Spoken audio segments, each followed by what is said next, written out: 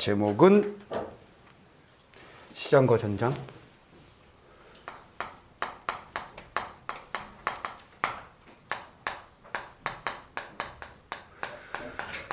시장과 전장의 가지문에 나와 있는 시장과 전장에 대한 설명을 먼저 한번 살짝 보도록 하겠습니다. 가지문의 첫 번째 단락의 후반부에 보시면 시장과 전장은 한국전쟁이 남긴 상흔을 직시하고 똑바로 바라보고 상처의 흔적을 똑바로 바라보고 이에 좌절하지 않으려던 작가의 의지가 이념 간의 갈등에 노출되고 생존을 위해 몸부림치는 인물을 통해 허구화된다, 드러난다 정도로 생각하시면 되겠죠. 허구적으로 드러난다, 소설의 장치로서 드러난다 라고 생각하시면 되겠습니다. 자, 그러니까 어쨌거나 전쟁의 상처가 있는데 좌절하지 않으려는 모습, 좌절하지 않으려는 전쟁의 상처에 전쟁은 당연히 상처를 줄 건데 그것에 의해 좌절하지 않는 모습을 무엇을 통해서 드러내느냐? 바로 인물들이 이념 간의 갈등에 노출되고 생존을 위해 몸부림친다 그랬죠. 생존을 위해 몸부림치는 거. 생존하기 위해서 엄청 노력하는 모습을 통해서 좌절하지 않은 모습을 보여준다는 얘기죠. 이 소설에서는 전장을 재현하여 전쟁의 폭력을 노출된 개인의 연약함을 강조되고 무고한 희생을 목도한 인물의 내면이 드러남으로써 개인의 존엄이 탐색된다 그랬어요.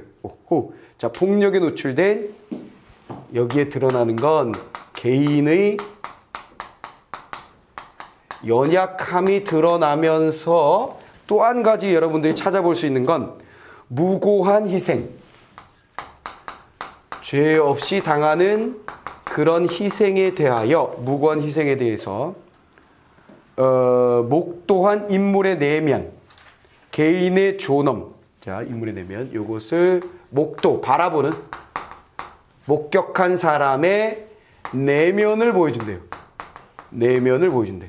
그 내면을 통해서 뭘 알게 해주냐면 개인의 존엄.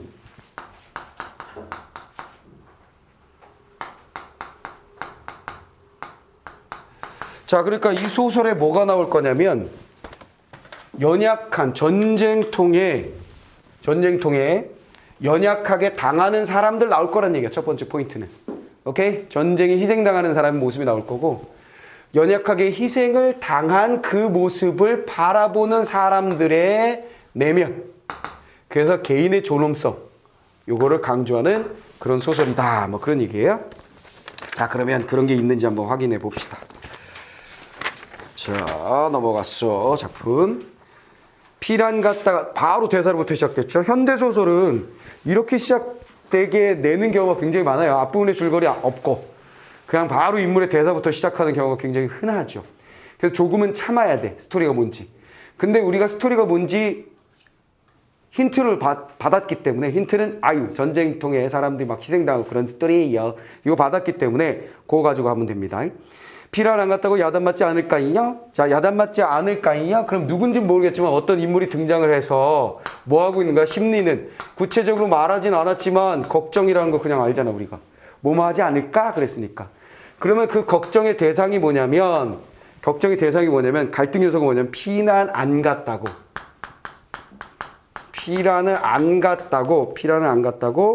야단 맞지 않을까? 이건 한국사에 대한 약간의 상식이 있으면 빠르게 적응할 수 있긴 해요. 근데 그거는 거 없으면 나는 이거 뭔 소리인지 모르겠어요 하면 그냥 피난 안 간 것 자체가 누군가에게 혼날 만한 약점이 된다라는 거지. 무슨 말이죠? 전쟁이 났는데 피난 안 간 게 무슨 약점이 될까 싶겠지만 어쨌거나 스토리는 그렇게 돼 있는 거야. 대사는 그렇게 돼 있는 거야. 그걸 딱 캐치하면 돼. 살짝 배경을 설명해 주면 6.25 전쟁이 나고 그때 당시에 서울에 대통령이 그때 누구였어요? 6.25 전쟁 당시에 이승만 대통령이었잖아요. 오케이? 그때 당시에 전쟁이 나고 서울에서 라디오 방송이 막 나왔단 말이야. 뭐라고? 우리 국군이 금방 다 처리할 거니까 생업에 종사하시면 걱정하지 마시고 지키십시오. 막 이렇게 얘기했어. 절대로 물러서지 않을 것이며 막 그랬어요. 근데 그 방송이 실제로는 대통령은 이미 도망가고 난 뒤였단 말이야. 뭔 말 알겠어?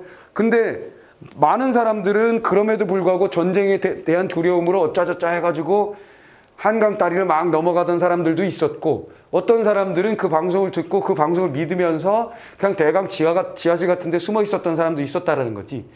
근데 서울은 빼앗기게 되고 인민군들이 밀려오게 되고, 그 상황에서 어떤 사람들은 끌려가기도 하고, 어떤 사람들은 야, 이제 드디어 사회주의 국가가 우리 남한에도 이루어질 수 있겠군 하고 부역하기도 하고 도와주기도 하고, 또 어떤 사람들은 멋모르고 있다가 뭐야, 세상이 바뀐 거야? 그럼 난 이쪽 편에 서야지 한 사람도 있을 거고, 또 많은 사람들은 두려움에 떨면서 숨어서 지내는 사람도 있었을 거라는 거지. 그리고 나서 서울이 수복되고 다시 되찾고 난 후에 숨어 있었던 사람이 나왔을 때 어떤 핍박을 받은 거야. 누구들 빨갱이지 하는 핍박을 받은 거예요. 그래서 난 숨어 있었는데 뭔 소리 하는 거예요, 이렇게 되는 거지. 그래서 오히려 피난을 안 갔다는 것 자체가 뭔가 약점이 잡히게 되는 그런 상황이 벌어진 거야. 그래서 누군지 모르겠지만 아직은 걱정하는 거야. 피난 안 갔다고 우리 야단 맞으면 어떡하죠? 하고. 됐지? 자, 윤 씨가 걱정스럽게 묻는다. 아하, 이 인물이 누구였던 거야? 윤 씨. 자, 걱정이란 말 나왔지? 걱정스럽게 묻고 있었다. 자, 김씨댁 아주머니도 아하, 새로운 인물, 또 다른 인물. 김씨댁 아주머니. 그러니까 아주머니가 성씨가 김씨인지 아닌지 몰라. 김씨댁이니까 김씨 집안의 아주머니인 것 같아.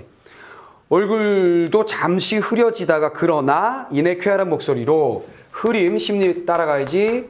흐린 모습을 가지고 있다가 이내 쾌활한 목소리로, 쾌활한 목소리로 뭐라고 얘기합니까? 쌀 배급 주는데 야단치려고요. 세상의 불쌍한 백성들이 백성을 더 이상 어쩌겠어요. 어찌하지 않을 거예요. 더 이상 야단치진 않을 거예요 라고 말한 거죠. 그 근거는 뭐냐면 쌀 주면서 불쌍한 사람들한테 그렇게 하겠어요? 근거는 뭔지 알겠지?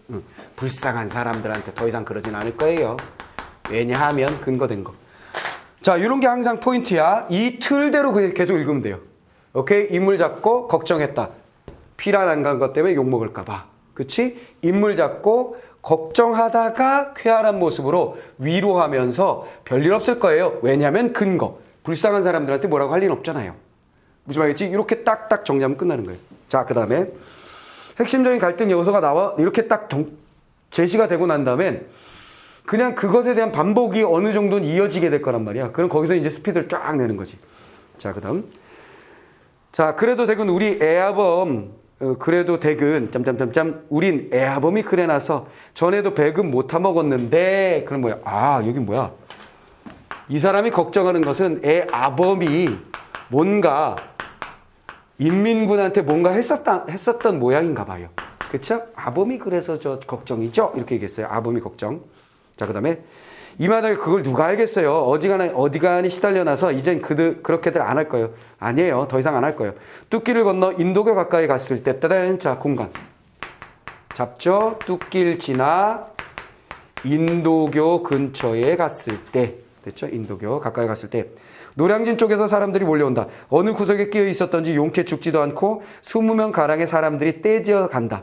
김씨댁 아주머니는 여보시오, 어디서 배급을 줍니까? 자, 김씨댁 아주머니 딱 잡고, 김 아주머니 잡고, 김씨댁 아주머니 잡고, 갈등 요소 계속 뭐야? 배급.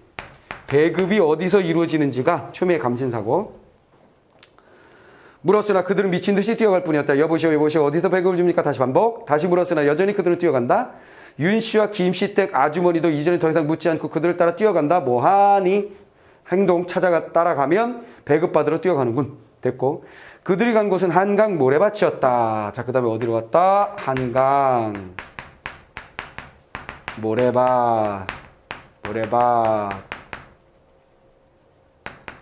모래밭에 도착. 한강의 모래밭에 도착.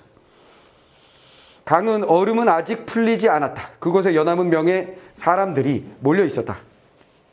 사실은 배급이 아니었다. 배급인 줄 알았더니 배급이 아니고 배급이 아니고 밤사이에 중공군과 인민군이 후퇴하면서 뜨등. 자, 여기서 알게 된 거지. 중공군과 상황 이제 인식이 되는 거죠. 중공군 그 다음에 중국 공산당 군이겠죠.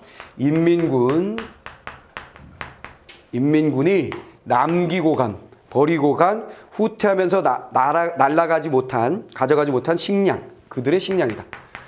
아하, 그렇다면 인민군이 다시 쫓겨간 상황이구나. 요거 상황 캐치했고, 사람들은 갈가마기 때처럼 굵은 글씨, 갈가마기 때처럼 비유적 표현, 까마귀 때처럼 가만히를 열었다. 그리고 악을 쓰면서 자루에다가 쌀과 수수를 집어넣는다. 쌀과 수수가 강변에 흩어진다. 사람들은 굶주린 이리 때처럼 또 비유적 표현, 갈가마기 이리 때. 이 갈가마기나 가마기나 이리는 비유적 표현인데 뭘 나타내는 거예요? 당연히 우리가 보기에서 보았었던 그들이 뭐야? 그들이 생존하기 위해서 애쓰는 모습을 그대로 비유적 표현으로 쓴 거겠지. 됐지? 그거 알아냈으면 됐고. 자, 쌀자루 짊어지고 강변을 따라서 급히 도망쳐가는 사나이들, 쌀자루에 쌀을 옮겨 넣는 안악들, 필사적이다. 필사적, 또다시 뭐야? 생존을 위해서 노력하는 모습. 그야말로 전쟁이다. 그래서 여기 이건 뭐야? 생존을 위해서 애쓰는 모습이고, 이걸 한마디로 뭐라고 한 거야? 전쟁터가 아닌데 그야말로 이것 또한 전쟁이다라고 얘기하고 있죠. 그래서 시장과 전장터가 구분이 안 된다라는 얘기가 되겠지. 여기 뭐가 있었어? 전선만은 아니다 그랬잖아요.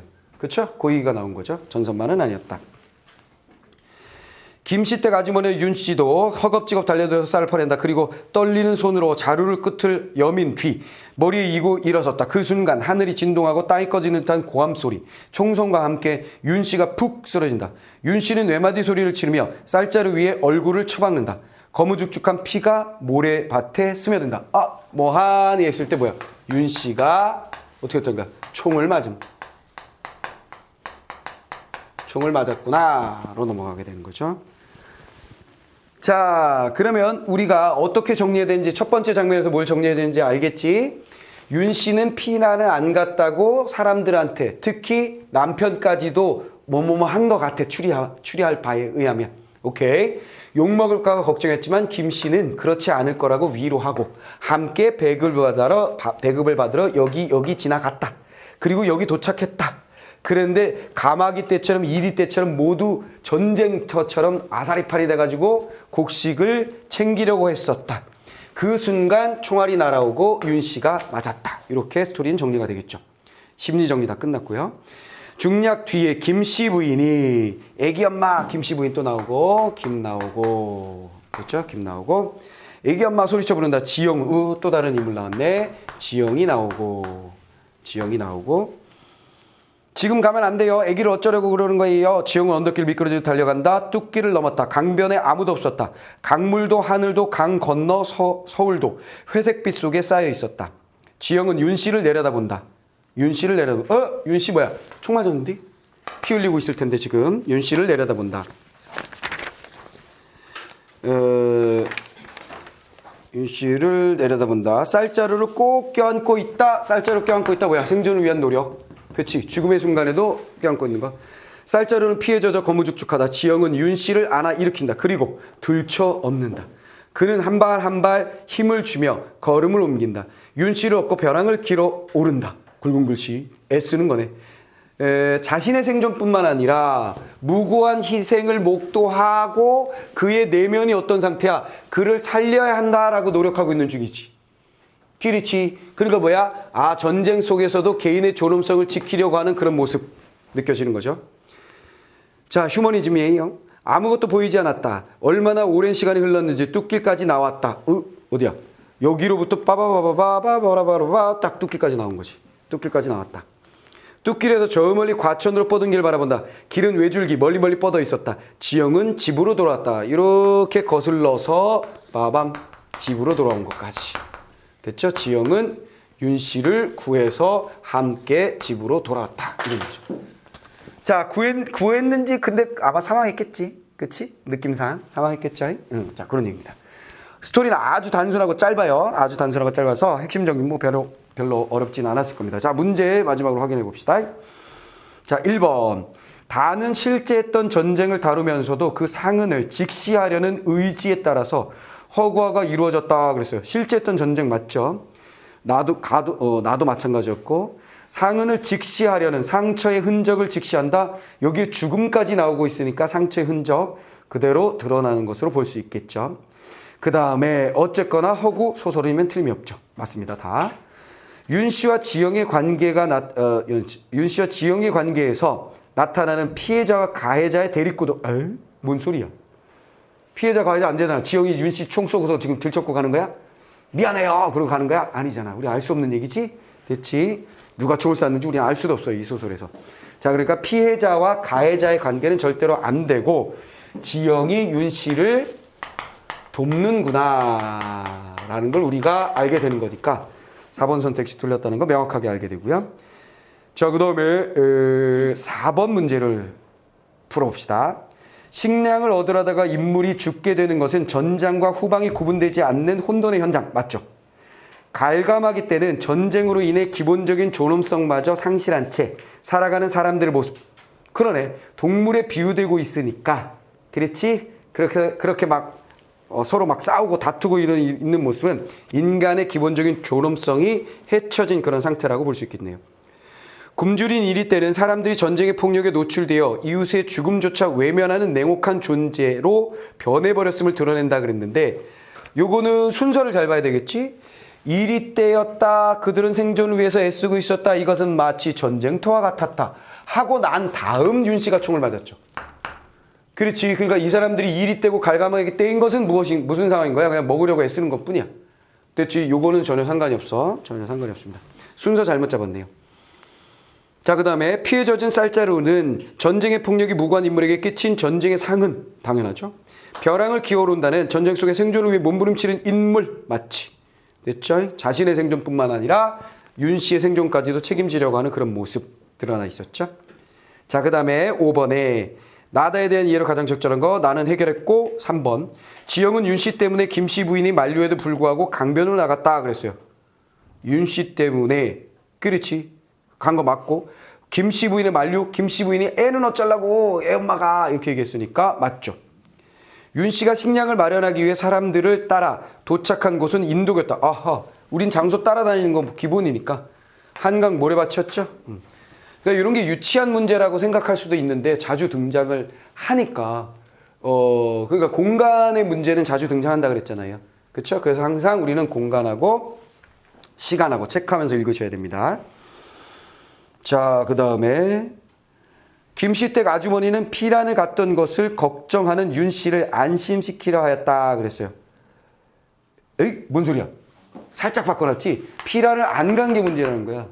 이거 출제자가 왜 낸 거야? 피란을 안 간 거가 걱정이지 간 게 무슨 문제일까라고 생각할 것 같으니까 살짝 바꿔놨지. 그렇지? 살짝 바꿔서 답이 이것도 답인데? 막 이렇게 생각해버리는 거지.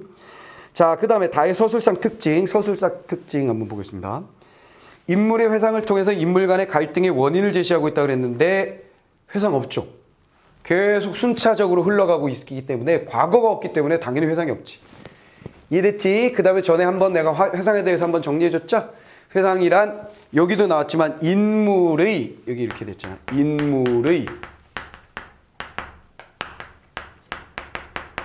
됐지? 즉 회상이라는 것은 기본적으로 서술자가 하는 게 아니라 등장인물이 하게 돼요. 물론 서술자가 1인칭 서술자인 경우에는 등장인물이기도 하기 때문에 회상할 수 있겠죠. 근데 회상은 항상 뭐가 있다 그랬어요? 웬만하면 장치가 있는 경우가 많다. 회상의 장치는 항상 뭐라 그랬어? 되돌아보니, 생각해보니, 떠올랐다 이런 말이 나오는 경우가 흔하다 그랬어요. 그렇죠? 자, 그 다음에 시간적 배경을 묘사하여 인물의 성격 변화를 암시하고 있다. 시간적 배경이 나와 있을지도 모르겠는데 성격 변화, 누가 성격이 변한 건데? 없죠? 자, 인물의 성격 변화는 없습니다.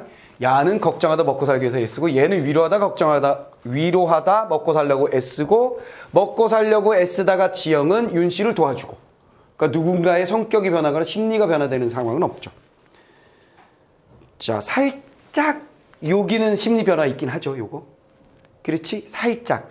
자기도 걱정했다가 어떤 요 중간에 뭔가 자신만의 논리적인 생각이 있었을 거야. 그치? 그렇지. 이 집안이, 에이, 그래도 이렇게 넘어갔잖아. 쾌활하게 바뀌었잖아요. 자, 그러나, 그걸 가지고 성격 변화라고 이야기하기는 좀 어렵고요. 또 시간 배경을 통해서 드러낸 거 아니고요. 자, 그 다음에 인물의 경험을 관념적으로 서술하여 사건의 원인을 분석하고 있다 그랬는데 요거는 관념적으로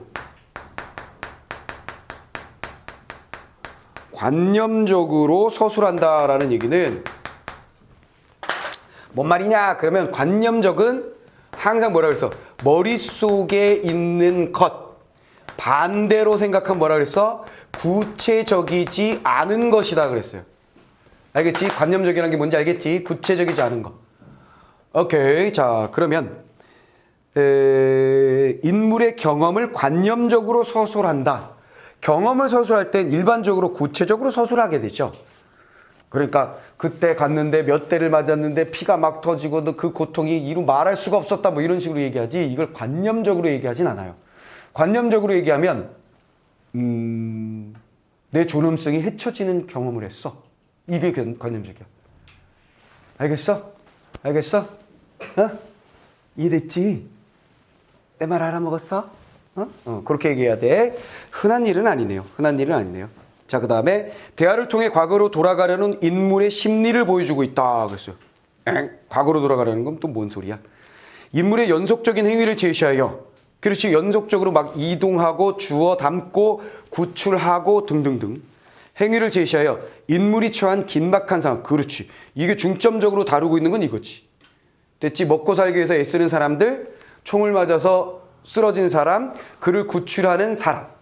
그치? 정신없이 달리고 막 기어가고 하는 장면. 그래서 긴박한 상황이 드러나는 거 틀림이 없죠. 됐지? 자, 이렇게 해서 두 개의 작품 한번 정리를 해 봤습니다.